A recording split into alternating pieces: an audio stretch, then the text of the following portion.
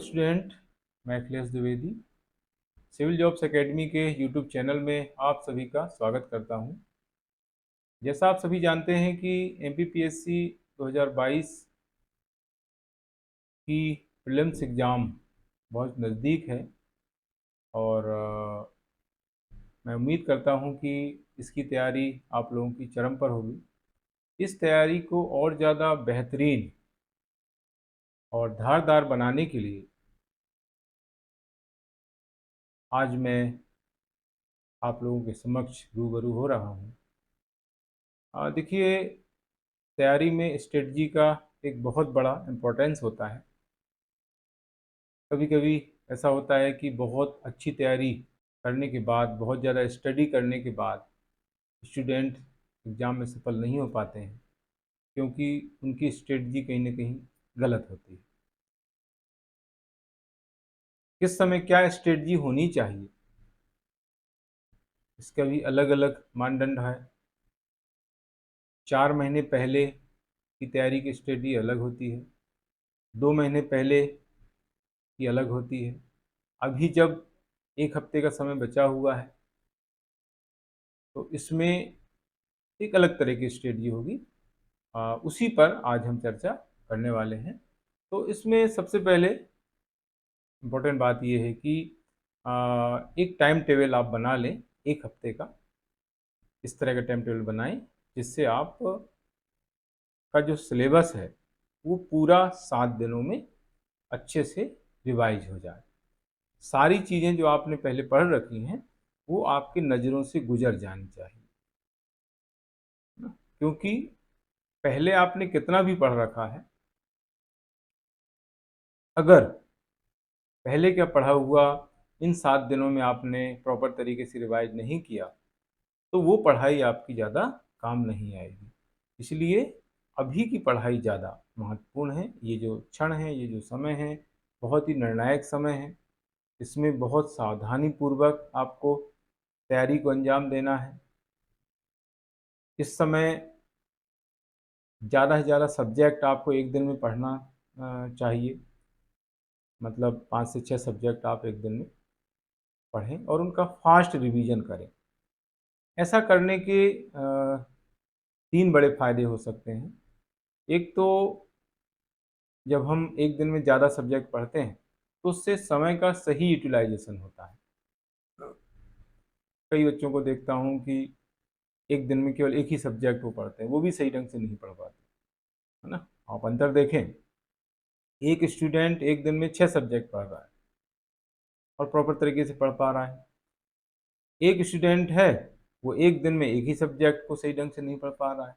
एक ही सब्जेक्ट को पढ़ते पढ़ते बोर भी हो जाते हैं बच्चे, है? तो टाइम का सही यूटिलाइज कब होगा? जब आप एक दिन में ज़्यादा से ज़्यादा सब्जेक्ट, 5 से 6 सब्जेक्ट पढ़ेंगे। दूसरा इसका फायदा ये होता है कि हमारा सिलेबस समय पर पूरा हो जाता है। हम जब ज़्यादा से ज़्यादा सब्जेक्ट एक दिन में पढ़ते हैं तो हमारा कॉन्फिडेंस अच्छा रहता है, कॉन्फिडेंस बिल्ड हो जाता है। तो इन सभी फायदों के कारण हम जो है ऐसा करते हैं, एक दिन में ज़्यादा ज़्यादा सब्जेक्ट पढ़ते हैं। अभी जो समय है इसमें आपको ऐसे फैक्ट बार बार रिवाइज करना है जिनको आप भूल रहे हैं, है ना। फैक्ट मतलब नाम है, संविधान के अनुच्छेद हैं, इकोनॉमी के आंकड़े हैं, ईयर हैं, डेट हैं। इनको जो है, क्योंकि ये बहुत ज़्यादा कन्फ्यूजिंग होते हैं, हम जल्दी जल्दी इनको भूलते हैं, इसलिए इनका रिवीजन प्रॉपर तरीके से होना चाहिए। क्योंकि आजकल जो पेपर आ रहा है उसमें क्या होता है कि जो ऑप्शन देते हैं बहुत क्लोज ऑप्शन देते हैं। जैसे डेट दे दी उन्होंने, लगातार डेट दे दी। एक बार क्वेश्चन आया था, सर्वोच्च न्यायालय की स्थापना कब हुई, ऐसा करके क्वेश्चन आया था। तो उसमें डेट दी गई थी 25 जनवरी, 26 जनवरी, 27 जनवरी और 28 जनवरी। 1950 तो सभी को पता है। तो 25, 26, 27, 28 जनवरी ऐसी 4 डेट उन्होंने दी थी। अब अगर इसमें किसी को कन्फ्यूजन है, क्लियर अगर किसी को मालूम नहीं है, तो वो जो है क्वेश्चन वहाँ पर सही नहीं कर सकता है, गलत करके आ जाए।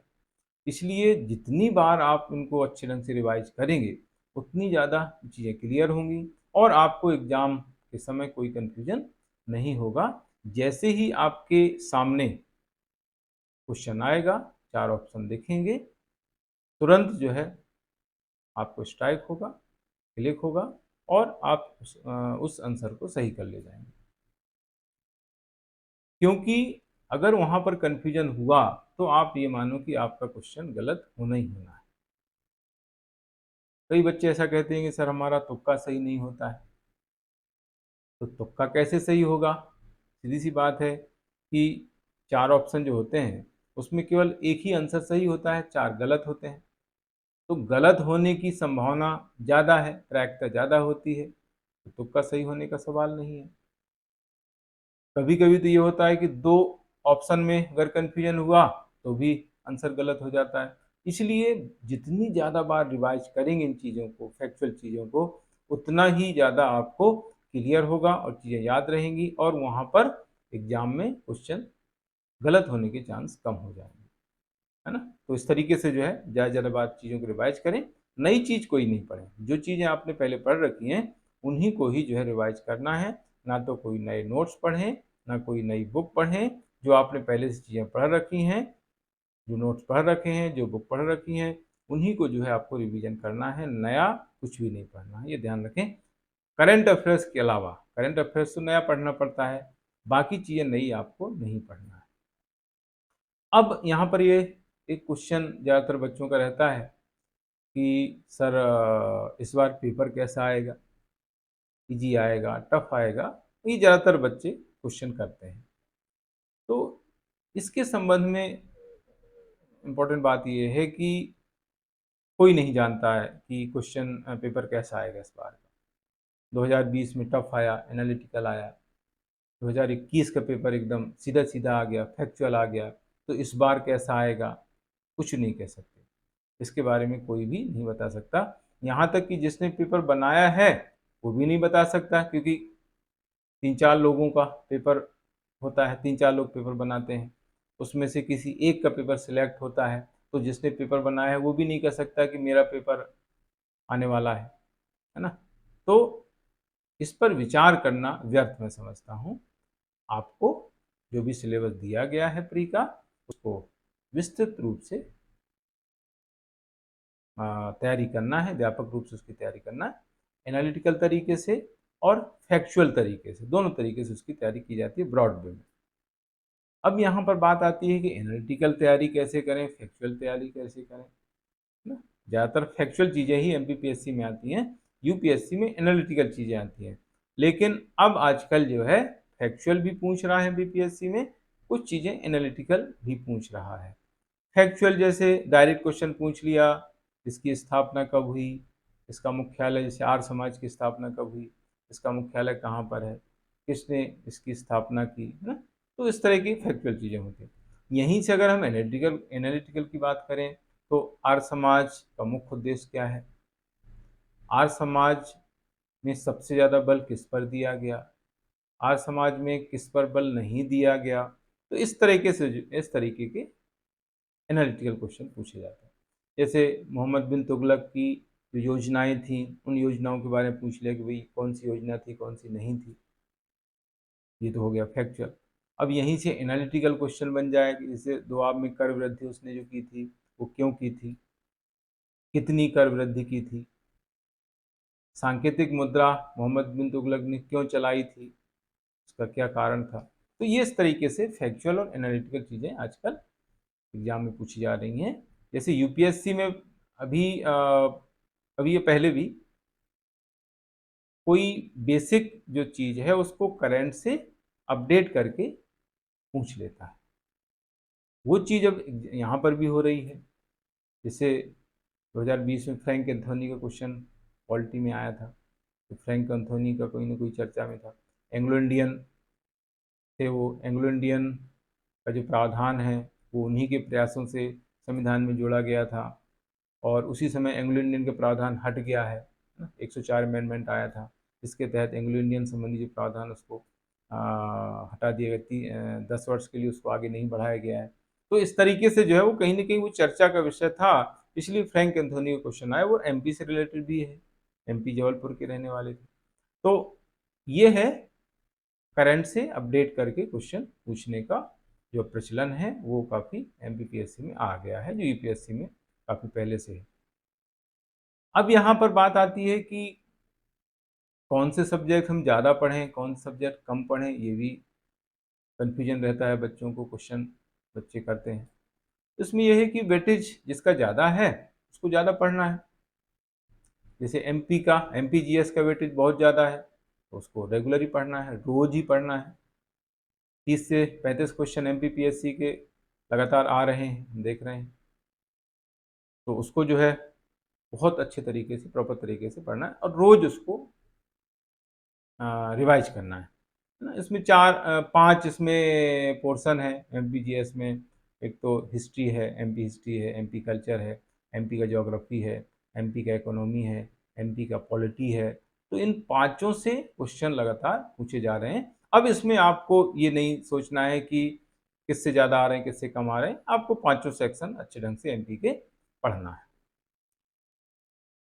इसके बाद आगे फिर आता है करंट अफेयर्स। करंट अफेयर्स का वेटेज बहुत ज़्यादा है, 8 से 10 क्वेश्चन करंट अफेयर्स के आ रहे हैं। उसमें कुछ एमपी करंट अफेयर्स भी आता है, कुछ नेशनल इंटरनेशनल भी आता है। तो करंट अफेयर्स बहुत अच्छे ढंग से आपको पढ़ना है ना, क्योंकि करंट अफेयर्स नया ही रहता है, हर साल नया आता है। तो उसको भी आपको रेगुलर ही पढ़ना पड़ेगा, है ना, रिवीजन करना पड़ेगा बार बार, क्योंकि नई चीज़ है, वो पहले से आपने कुछ पढ़ा नहीं है। हाँ, पेपर वगैरह अगर आप पढ़ रहे हैं तो आपको काफ़ी सहूलियत इसमें रहेगी। जो पेपर नहीं पढ़ते हैं तो उनको और ज़्यादा दिक्कत है, तो उनको और ज़्यादा रेगुलर करंट अफेयर्स पढ़ना पड़ेगा। इसको भी पर डे आप पढ़ेंगे तो अच्छा रहेगा।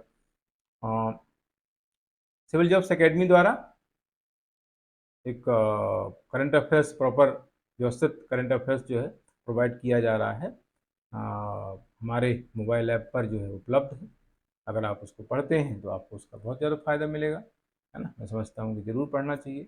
पिछले वर्षों में भी हमने करंट अफेयर्स उपलब्ध कराया है और लगभग बच्चे काफ़ी जानते हैं, बहुत से लोग जानते हैं कि उससे बाहर बहुत कम आता है ना। लगभग लगभग जो भी करंट अफेयर्स हम प्रोवाइड कराते हैं उससे कवर हो जाता है, मैक्सिमम कवर हो जाता है ना। उससे बाहर बहुत कम करंट अफेयर्स पूछा जाता है। तो अगर आप पढ़ते हैं तो आप उसका फ़ायदा बहुत ज़्यादा आपको मिल जाएगा। इसके बाद फिर आयोग वाली जो यूनिट है, यूनिट 10, वो ऐसी यूनिट है जिसमें कम इनपुट में ज़्यादा आउटपुट मिलता है। यानी आपको मेहनत कम करना है और उससे फ़ायदा आपको ज़्यादा मिलेगा।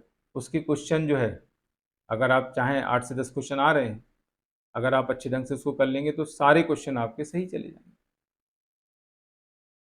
उसके लिए एक टेबल आप बना सकते हैं, एक अच्छी व्यवस्थित टेबल बना लें जिसमें सभी आयोगों का मेंशन कर लें।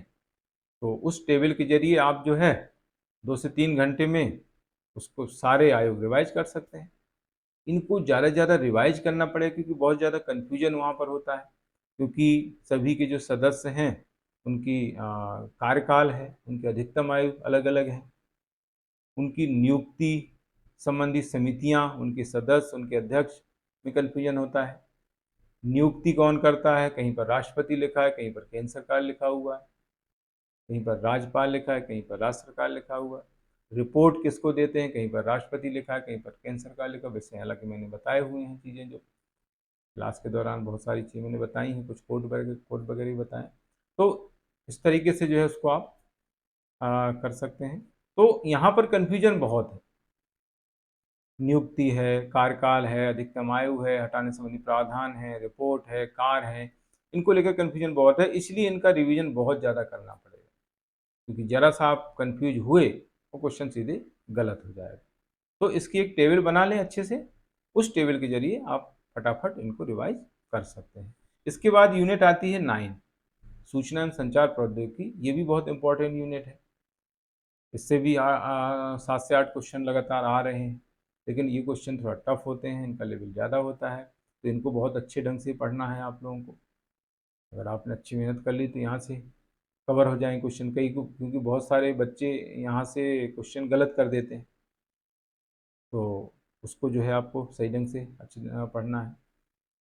पिछले बार जो है रोबोटिक और एआई, आर्टिफिशियल इंटेलिजेंसी, रोबोटिक तथा आर्टिफिशियल इंटेलिजेंसी से क्वेश्चन पिछले बार नहीं पूछे गए हैं, तो मुझे ऐसा लगता है कि वहां से इस बार क्वेश्चन आने चाहिए। तो ये टॉपिक आप लोगों को अच्छे ढंग से पढ़ना है, बाकी भी पढ़ना है, उनको ज़्यादा अच्छे ढंग से आपको पढ़ना है, क्योंकि यहाँ से क्वेश्चन बनने की संभावना ज़्यादा है।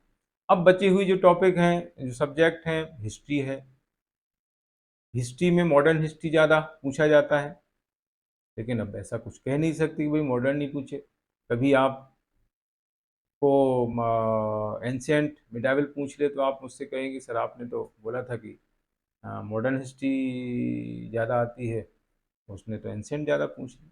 तो इसका कोई क्राइटेरिया नहीं है, लेकिन नॉर्मली ये माना जाता है कि मॉडर्न हिस्ट्री ज़्यादा पूछी जाती है, तो मॉडर्न हिस्ट्री को ज़्यादा अच्छे से पढ़ना है। बाकी एंशियंट मिडावल भी आपको पढ़ना चाहिए।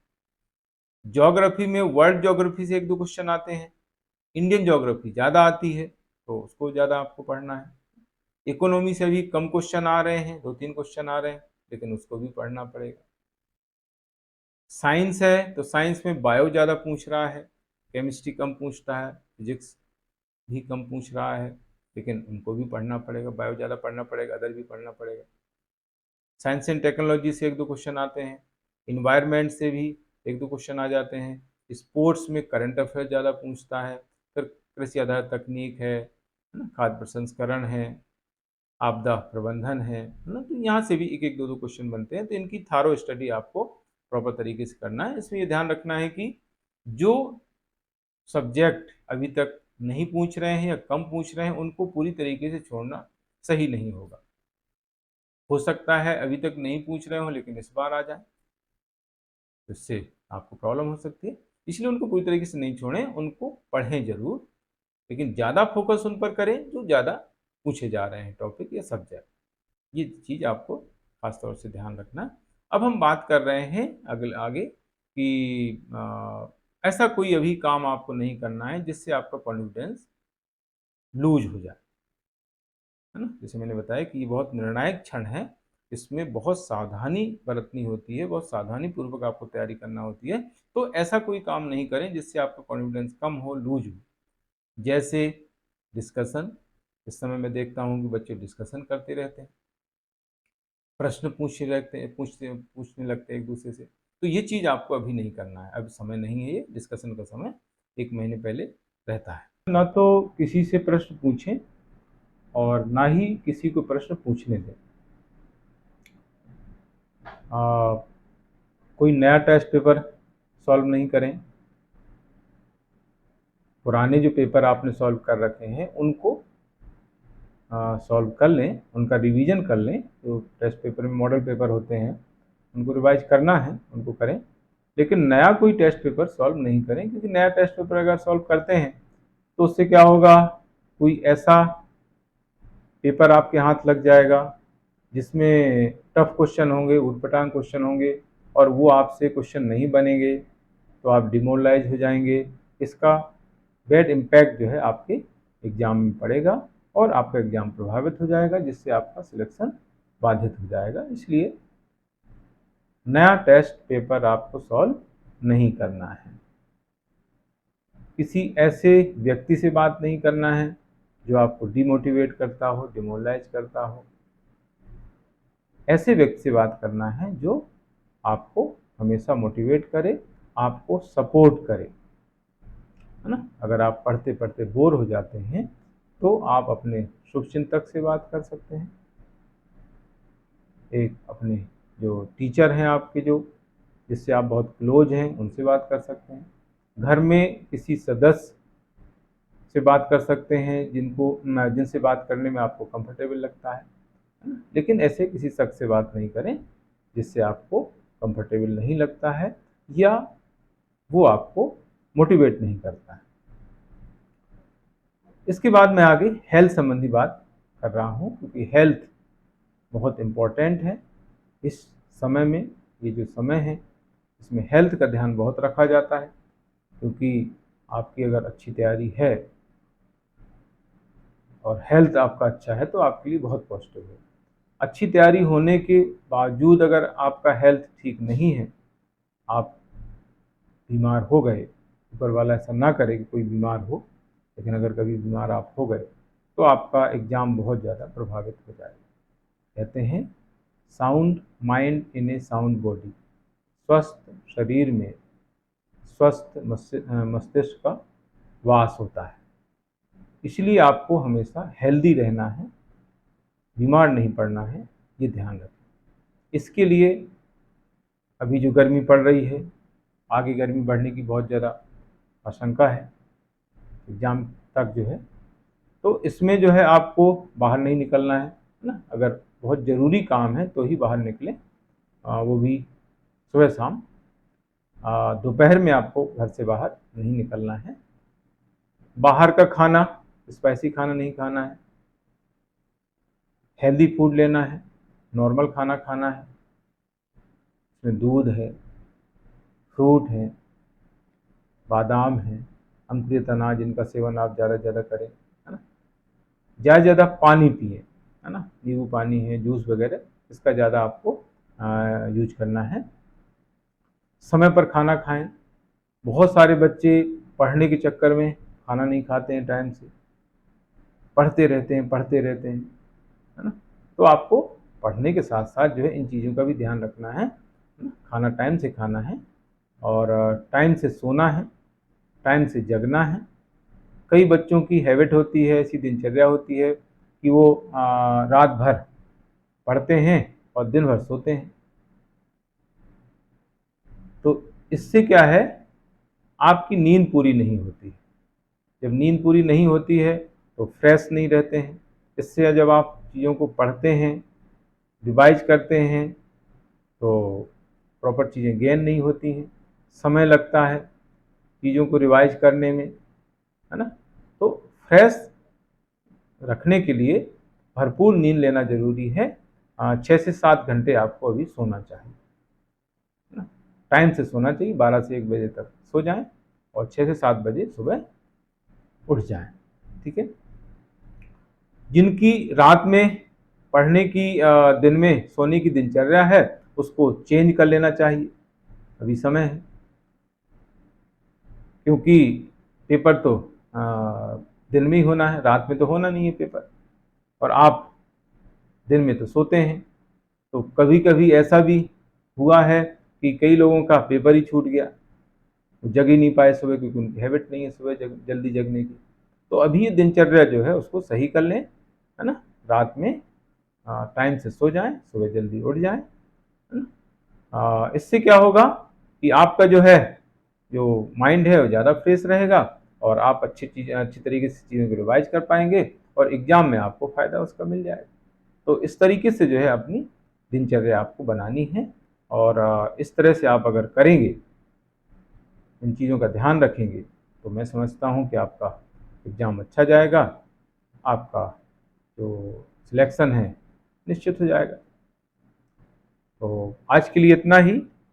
आगे मैं एक नया वीडियो लेकर आऊँगा जिसमें मैं बताऊँगा कि एग्ज़ाम देते समय किस तरह की सावधानियाँ आपको बरतना है। क्योंकि बहुत से बच्चे एग्ज़ाम देते समय जो है गलतियाँ कर बैठते हैं, जिससे उनका जो सिलेक्शन है प्रभावित हो जाता है। इसलिए जो है मैं बहुत इम्पोर्टेंट बातें बताऊँगा कि किस तरह से आपको एग्ज़ाम में सावधानियाँ बरतते हुए एग्ज़ाम देना है। तो सभी को शुभकामनाएँ, गुड लक, जय हिंद, थैंक यू।